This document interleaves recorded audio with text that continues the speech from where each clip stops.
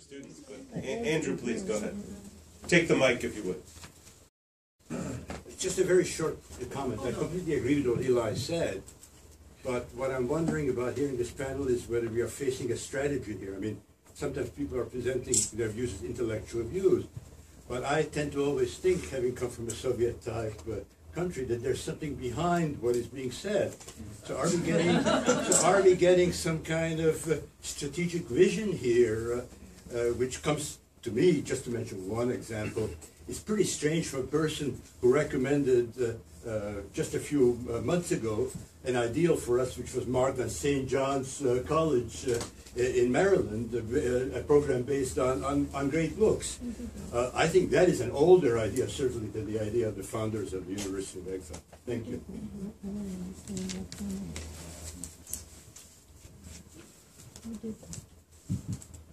Jim.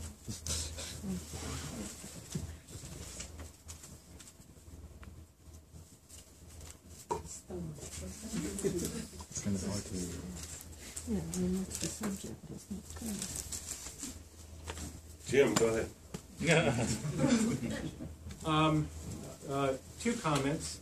First of all, to Andrew's suspicion, no, there's no hidden strategic agenda here. I would like to point out, for those of you who looked at the appalling strategic plan, one of the things that's interesting about it is that it ignores substantively both legacies of both new schools for social research. It has nothing to say about liberal arts, performing arts, and it really isn't serious on the issue of social research. Just so, you know, I agree with everything that the students have said about the main drift of this institution, and I've seen it up close and personal, and I deplore it. Secondly, I always have to remind myself, because our mythology is so seductive, that actually we didn't rescue the Frankfurt School. Columbia rescued the Frankfurt School in the 40s, and actually Teddy Adorno and Horkheimer were angry at you know, Leo Strauss, and there was all this mutual hostility because then as now Columbia had good salaries, the new school paid less, and the salient arguments in the new school in the 40s that raged, and you can see this in natural right and history, were between Bavarians and Straussians, between students of Husserl, many of whom were Bavarians, and Heideggerians. And that the real subsequent influx where we get, you know, the Frankfurt School is through Elbich Bellmer coming in the period of the 70s. So just a point of information about the different waves and how different Jewish refugees, where they went to start with. Obviously, Horkheimer and Adorno ended up in Los Angeles for most of the war. Can I just add, Yeah. The point I was making, of course, it's not our job to have a strategic vision, but I was really trying to say, you know, the graduate students, I think, echo this in some ways. Anyway, certainly the first presentation did. That strategic vision can only come out of what we're actually doing here today. And that's why I really appreciate Eli's comments, but I don't want to get involved in a debate about the right reading of history or what happened. I'm not invested in that personally. We are sitting in a 19th century model of a particular kind of institution. That's, you know, how well is that serving us is my question. Extremely different than the 19th century. Arian and then Wendy. Hold on. Arian has the floor and then Wendy. Okay, just a comment to Jim. Is this not working? It's something is working. Yeah, I just want to say. Just a comment, Jim. Alvin Johnson rescued from Europe, from largely Germany, 180. Not only a subset of them, a small group of them came to the new school, and part of that, of course, was that age-old issue, namely money. So, I mean, we shouldn't obscure that. Who went to Columbia? Who went to California? You're correct, obviously, but I mean, his mission was to rescue as many people, intellectuals, as he could. And the other is just a question to us all. I mean, whatever has been said about the history of both the New School, which was the adult division, and was the real founding moment of the New School for Social Research, and then the University in Exile, all of which is obviously to be celebrated and was a great thing. But I don't think anyone really has addressed how whether we should continue somehow that our past into the future, and if we should, how are we going to do it? I mean, what does it mean? Yes, we should be new and innovative. Well, you know, that's hard. It's hard. New and innovative is hard, rare, at least rarely good. And when it's good, of course, it does usually grow. So, I mean, I think those are the questions that need to come out of this, and not riffs on the history of the New School, all of which I really care about all that, and I think my life here has in part demonstrated that. But I think the real issue in front of us, and the one I think Will is interested in, at least as I understood it, was how do we transform that into something present, into something that's now. And I haven't got a clue, but I do, but it's not my place to. Wendy, and then David. Here, Wendy. I think I want to follow up on some of the stuff that was said, I think, by Janet and by William.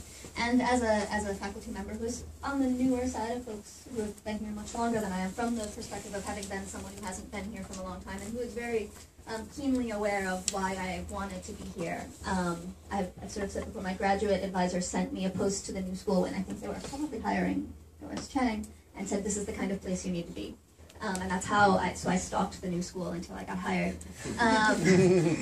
But the reason that my advisor thought this was the kind of place I needed to be was because I was someone who was always going to wear in some part of myself a sense of not fitting in academia, from a personal sense and in a place that intersects with my class background, and from an intellectual sense in a place that comes from very much being invested in research and researching things that are giving voice to people who are underrepresented in academia.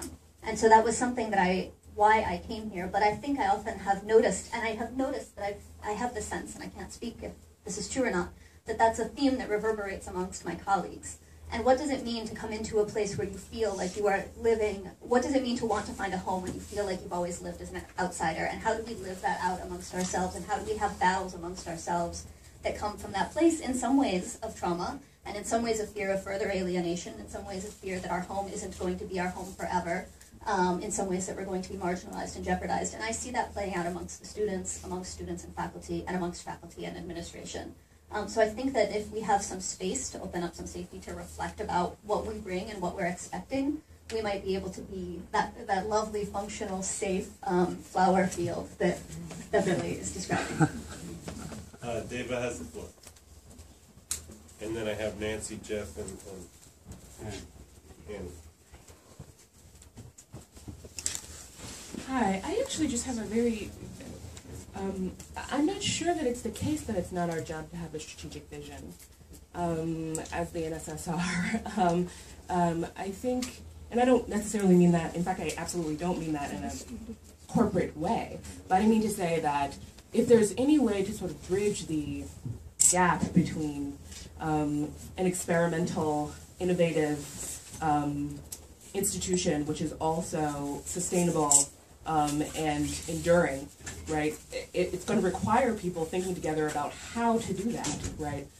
Not only sort of contemplating the different meanings involved in what our histories, right, plural, are and might be. I think that, you know, part of what might make this event, or the event of the University in Exile, or the founding of the New School, a living event, is the willingness for people to think creatively and practically and outrageously about how to actually make a go of this institution in a way that doesn't depress all of our graduate students, you know, and ourselves. You know, I really admired what the graduate students had to say, and particularly Billy Somerville's choice to hope, right? And not only in a sort of, you know, metaphorical or emotional way, but because it is actually an intellectual hope, which makes something like the project of the New School, whichever founding you choose, or if you choose both, or if you think about the continued founding of that notion, possible. So I want to put the kind of lofty, intellectual, critical in conversation, in close and intimate and not hostile conversation with the practical, procedural, and enduring. Nancy.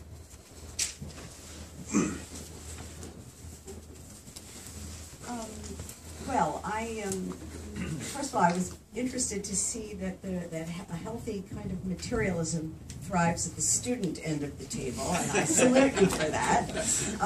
And that's, I think, mainly what I want to respond to. I thought, Marianne, you put it in a way that was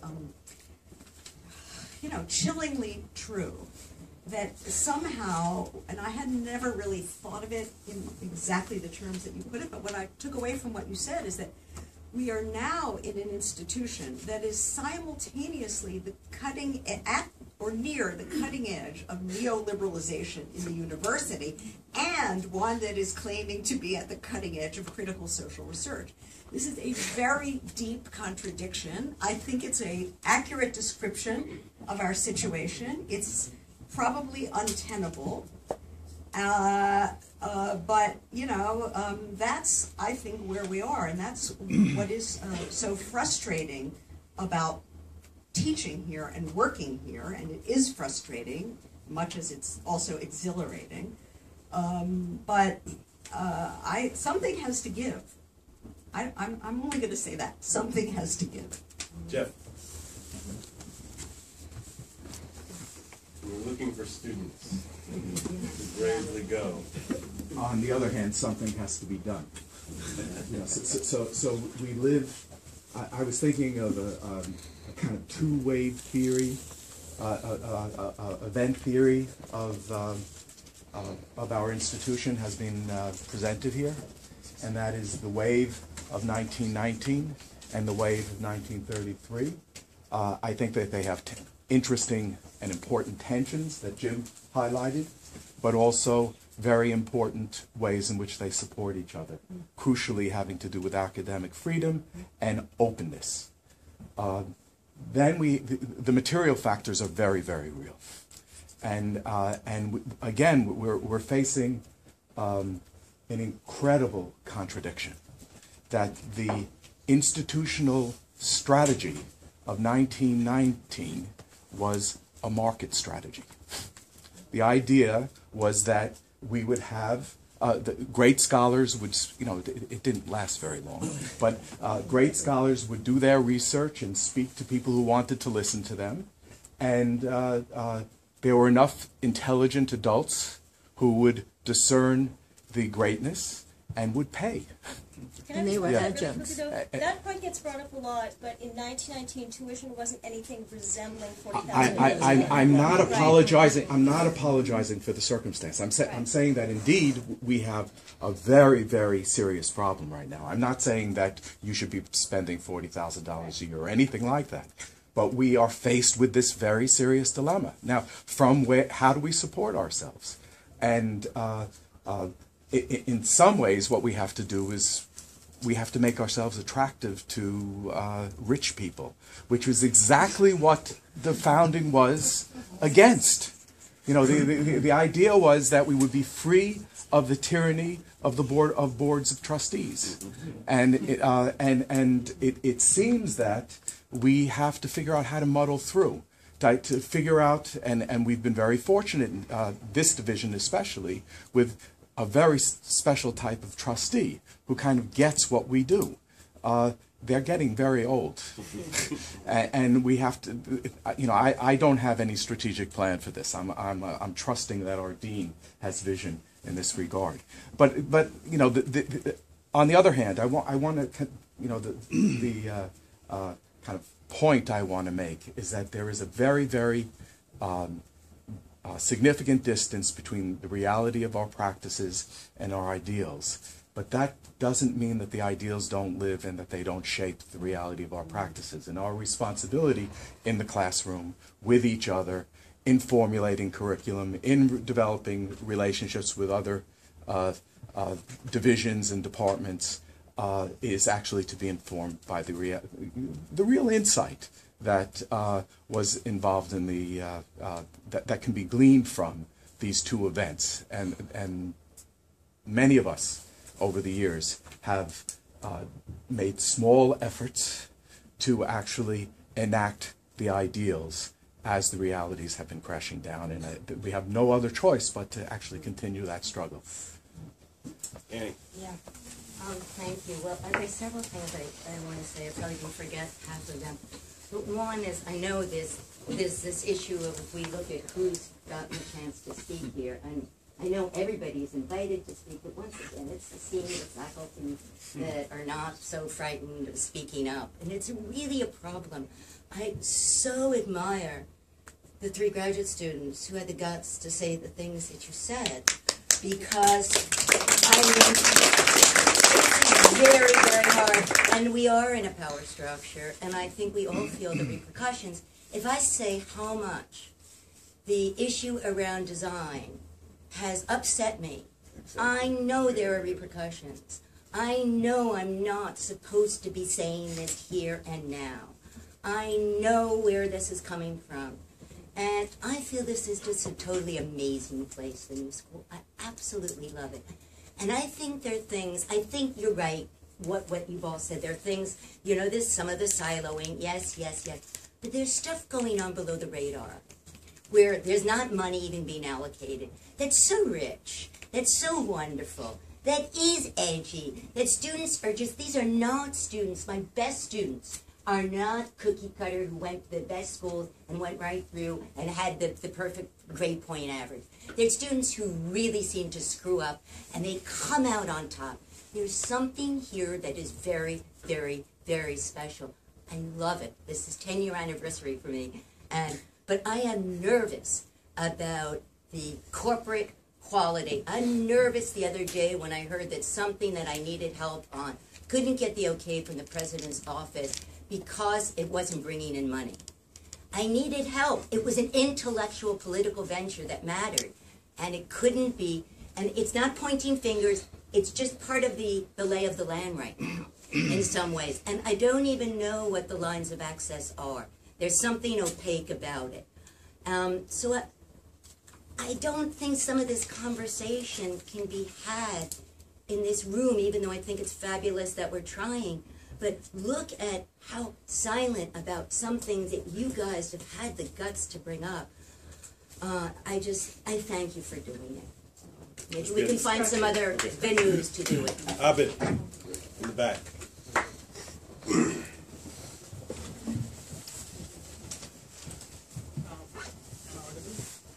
Thank you very much for whatever you did. It was really great. Thank you, Tony, for representing the economics question. Can't hear you. I want to talk about a little bit about strategy. I think when we talk about NSSR, necessarily a model that is not, that would not generate surplus, I think we are being too short-sighted. Can you hear me? No. No. I think we are being too short-sighted, one, and number two, I think we are not including all the externalities that we can do. So, I know this is a place we hear business, and you know what, it's a bad analogy, but I like to draw an analogy with what Google did. So Google.com, to be on the story, they were Google researchers, they had this business model, they made the search engine, they went to investors, and back then the model used to be, you put advertisements on the front page.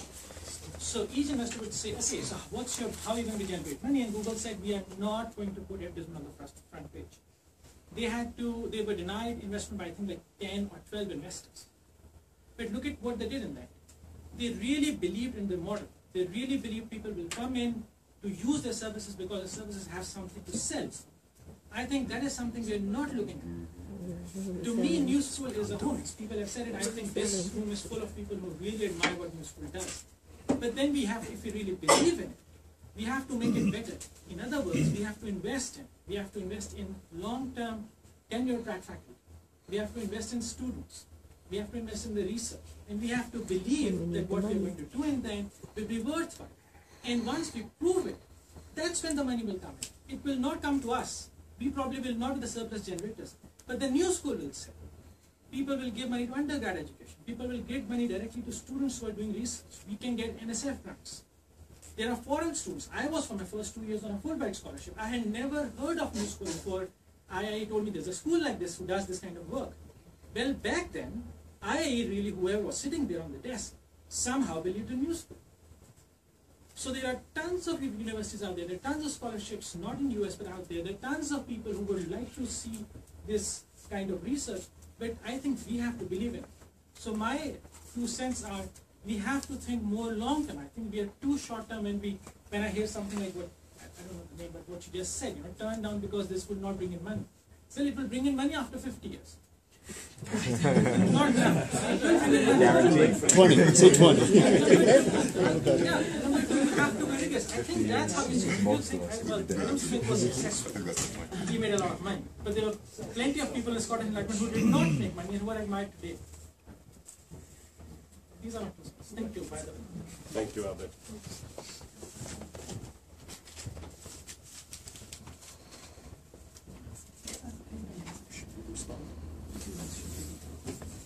Go ahead. Yeah. Well, I could just thank you, Jeff, for your comments, really, because that was sort of what you said. Was a nice way, a much more elegant way of sort of saying what I was trying to gesture towards about 1919 during its sort of patent. But it's, I don't think we were mandated to come up with a strategic vision. I lost that, but if one came up with it, I don't think it would be because of one agreed with one version of history versus another. And that's sort of what I was driving at. Is like maybe I'm too much of an anthropologist, but it's about practice and what's actually taking place here. And as Annie said, there's tons of stuff going on under the radar, but I don't think that stuff. I don't think that most of it, at least from what I see of my students, is happening just here, and that's interesting. So we can be afraid of design, but there's a lot that's in New School that is not design, and that our students are involved in, and is incredibly experimental. And I think that's sort of what I was getting at, is sort of looking at the practice and the future in those terms, as opposed to a nostalgic history. Jim or any other panelists? Jim, Tony, and then Elzbieta. 3 short comments. One about pessimism and optimism. I've always liked Roman Roland's quip, "Pessimism of the intellect, optimism of the will, made immortal," by Gramsci when he quotes it in the prison notebooks. The second comment on political economy and the material realities here. The first thing I want to say is it's a paradox of almost all left institutions I've been involved with that they completely depend on market forces or rich people. The Nation as a publication is an example. And railing against the market and the material realities is simply not going to cut the mustard if you're a true materialist about what the stakes are. And you can luck out and you can get a progressive big daddy who will, write you the big check, but it's very, very difficult, and not just in the institutions of higher education. My second comment about material reality involves how the New School in the last 35 years, how the graduate faculty has survived materially. It survived under Jonathan Fanton by strip manning Parsons and transferring and not reinvesting in infrastructure so that we could have a tenure track faculty. Let's be honest about this. Good. Secondarily, today that model has fallen apart, in part because with unification of the university, if we were to reach out to all of our colleagues at the larger university, then Andrew could say what he said, and we would then have a very divided institution as a whole. But let's be honest about what's still going on, is that our tenure track is perilous and in danger, but it's built on the back of adjuncts who primarily teach at New School for Public Engagement and Parsons. And those overall statistics really speak to that incredible discrepancy. And we've managed to stand apart from it. And so I think that's the real elephant in the room in terms of a real political economic issue of how our higher education works. And the last comment I wanted to make is I think Diva's actually right that one thing that could come out of this, you can't do it here, is for this faculty to actually try to come up with a strategic vision one that it could present as a response to the fantastically stupid, piece of shit that was, there were multiple meetings of teams that went through that, and it's not even in English. But the point I want to make is that if you do that, you need to address, I think, what Nancy Fraser said when she said something has to give. And the question is, what gives? Because I see this that, speaking strategically, there's a choice. You can go into a defensive crouch. You can figure out a way to preserve us as a city on a hill in a neoliberal crass institution that then cross-subsidizes what we do and figure out that you convince a president, board of trustees that that's a good way to go.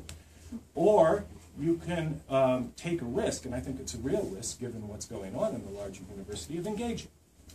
And I think that this, in the time I've been at this graduate faculty, there's been a kind of paralysis of inaction in being able to step up to the plate and engage because of a fear that it would mean the destruction of a tradition and a legacy. Those fears are well-founded, they are real, because of the political economic forces that I've explained that are unique to this institution. But it seems to me either we're going to be critical theory, heterodox ostriches, or we're going to engage. And as someone who believes in pessimism of the intellect and optimism of the will, I say, engage. Tony. Very nice comments. Optimism Tony, then Marianne, of the will, I think, is one of the few things that keeps our department going, and I know other departments as well. Speak up. Especially among the students. In terms of creating surplus value, we, have adjuncts and student teachers and TAs, teaching fellows and what have you, who put in an enormous amount of time and get paid less than their, labor that they're putting into that, but we're willing to do that because we believe in what this institution stands for and what it has done historically and what it can do going forward. I think I agree with the idea of engagement, although I want to know more about the specifics on that, but I also agree that you certainly can't ignore the market or be completely separate from it. When I was talking about installation, I meant the need to have stability of financing for both students and faculty so that you can focus on the work that we're doing here and the collaboration with one another. And I think that is absolutely essential. The piece of shit that you were mentioning, you were referring to the strategic plan, right? So I just wanted, for anybody who doesn't like the corporatization, I recommend you not read it unless you have lots of wine with you handy. But it does give you some insight into how people are thinking, and I think it was your comment about the two-wave theory about our founding, and that we have a very eclectic background in our foundings and in how our departments, individually and together, operate. But it's funny, in the external profile part, they say, with our multiple histories, identity, cultures, brands, and sub-brands, the new school has always posed a branding challenge. Now we laugh, and you probably should, but we're not the market for this, which is not the target audience for it. But I think it's important to keep in mind that it is difficult to codify all of New School into a single brand, and I don't think that we should, because there are things at NSSR and the New School for Public Engagement and Manas and Parsons that they do really, really well, and there's no reason that we need to somehow group those all together, and we should engage to the extent that we speak to the other divisions and explain what we think are our strengths and why those strengths are important, and also be willing to admit what our weaknesses are, which is that we're not going to make a lot of money, which is okay, because that's not what we're here for. But I think honest engagement is the way to sell the long-term investment in NSSR, which is so desperately needed. Oh, and sorry, I wanted to say, in terms of the strategic plan, I don't have one, but for a tactical plan, yes, hire more faculty members, please, in our department, but all of them, especially economics. That was my plan there. Marianne. As for brief if you could. Not pooping on the market, I mean, just to be clear, I understand that in the case of a private institution, there is no magical third pot of money besides private wealthy benefactors and tuition. What I'm talking about is us being 11 points off the standard for academic portion of spending going to Yes. academic Right, teaching and right, research, right. and 7 points off the standard for going to spending towards administration. And I hope that that's what you mean by engagement. And I also want to underscore, in case it wasn't clear the first time I said it, that the fact that there are legions of adjunct, part-time, and graduate student faculty, laboring for like $4,000 or $5,000 a course, isn't just a matter of social injustice. That threatens the future and survival on an intellectual level of the academy. Elżbieta. I don't want to talk because I agree with Anne that students should talk, but I just wanted very much, because this is about students, I wanted to point out, and I also hold a hope. I mean, I'm a sucker for hope, so I want us to think strategically, but also to see the things that we have been done, that we've done, and that we are doing all the time are kind of important, and they reverberate outside of this campus. I wanted to say that it is because of this faculty that we have hosted and we managed with very progressive member of our Board of Trustees and other private gifts and all sorts of soft money, a lot of students here who are now happily teaching somewhere else in the world, and that is in Latin America, and this is in the former Soviet bloc, and we want it in Eastern Central Europe. And I wanted to say that we have, particularly in Europe, a large group of our people who landed up wonderfully, but they do think about us as an important home, and the things that they learned here, strangely, the University of Exile, they bring back to Europe. There is some kind of a project floating around here, neither strategic nor tactical, but kind of going back to our original kind of to those two events, and maybe this is going to it's extension of those two events, which we called NSSR Europe, or maybe Return to Europe project, which is to engage people, and we have 1,600 people. I mean, the people who are studying here, who studied various institutes that we had in Europe, and we have them in Europe, and they teach at the universities, and they work in very strategic positions in broadly understood civil society, but also in governments. And I think that we should kind of remember about it and figure out, and the same, and figure out how to engage the larger constituency we have, because if you don't know, and you should know, that we are better known in Europe than many fabulous institutions from this country, particularly us, graduate faculty and NSSR, and we should capture that, and we have to think about it, how to do it, and how to translate it into currency here. I think we have to bring it to a close. The time is up, and I just want to thank most of all the 6 panelists for making this a great event.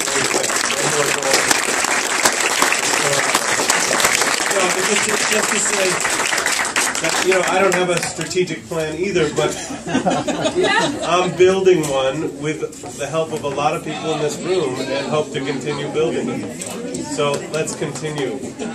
Thank you.